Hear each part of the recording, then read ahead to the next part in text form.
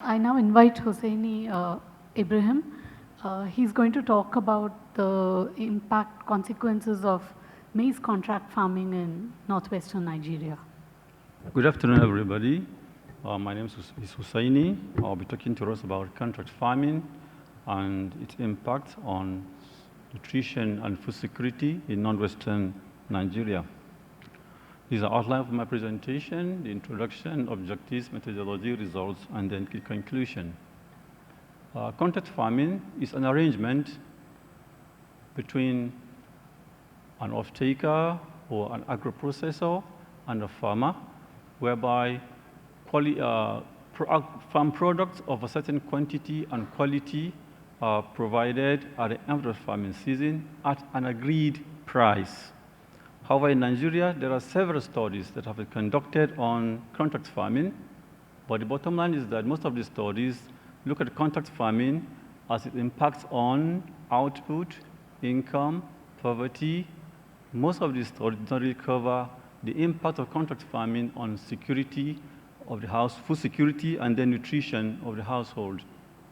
This study intends to fill up this gap in literature. The objective is to conduct an impact of contract farming participation by smallholder farmers on household food security, nutrition, and then income obtained from maize. We're using maize as a test crop because it's a major staple crop consumed and produced in Nigeria. Methodology: the study was conducted in northwestern Nigeria.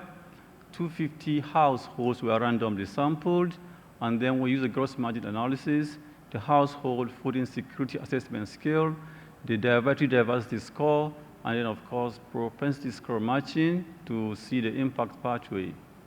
The gross margin analysis is basically the monetary value of the output minus the monetary value of all the input used in production per hectare.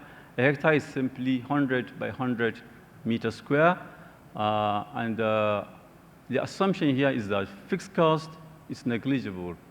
We're talking about smallholder farmers where hoes, cutlasses are the major implement used. Mechanization is minimal, so we're using the gross margin analysis. The household food insecurity assessment score is basically obtained by asking the households questions about the occurrence of food insecurity in the household. There are 9 occurrence and 9 frequency of occurrence questions. The frequency of occurrence questions are coded from 3 to 1, implying if there's insecurity in the household, often, sometimes, or rarely. It ranges from 0 to 27. The higher the score, the worse off the household is. For the diversity score, it's a simple summation of the different food groups that are consumed in the household. The higher the score, the better the household is in terms of nutrition. The propensity score matching, this is a technique that tends to match treatment and control groups that have comparable features or characteristics. For instance, if you look at me, and that man seated over there, you can see he's bigger than me, I am smaller. You cannot compare us. But look at the next person behind him. You can see where we look similar in terms of height, weight, and several things. So you can compare us. So if you look at the slide, you can see the similar colors are compared. And then at the end of the day, the difference between the matched groups or peers is a measure of impact. Results: from the 250 randomly sampled households, majority of them do not take part in contract farming. Only about 39% are involved in contract farming. And we did a follow-up using focus group discussion to find out why they are not involved.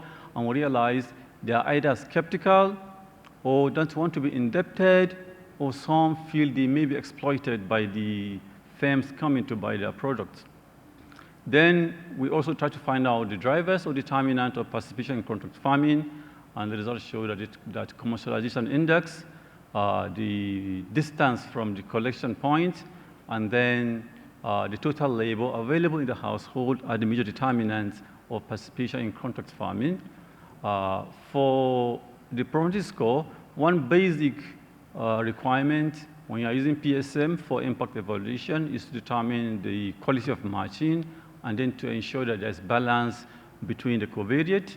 And from the result, you can see that the matching was successful and coverage balance was also achieved. Now, for the impact proper, we had 3 indicators. The income from maize, which is obtained from the gross margin analysis, the household diversity score, and then the household food insecurity assessment scale. For the income, there was an increase in income for those farmers that participated in contract farming. However, it wasn't significant. You can see 5234 there. It's in my local currency in Nigeria. In dollar equivalent, that's about $139 per hectare.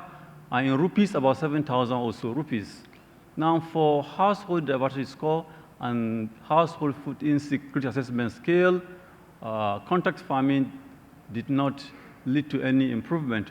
Rather, the diversity score decreased while the insecurity assessment scale increased, implying that the nutrition of the household will be worse off, and then in terms of food security, the household will be worsened off as well. This is obviously not expected. The idea is that if income increases, the household should be able to purchase those foods that they cannot produce or foods that they require.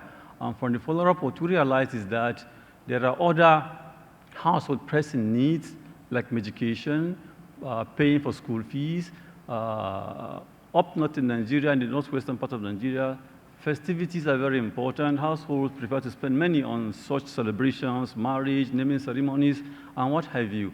At the same time, too, what we realized is that the contracting firms merely enhance the capacity of the farmers to produce better. In essence, they teach them good agricultural practices, and then they give them input in the form of credit. They give them credit, informal credit in the form of inputs, and at the end of the day, they have a guaranteed market for the farmers. But nutritional information are not packaged within the contract farming agreement.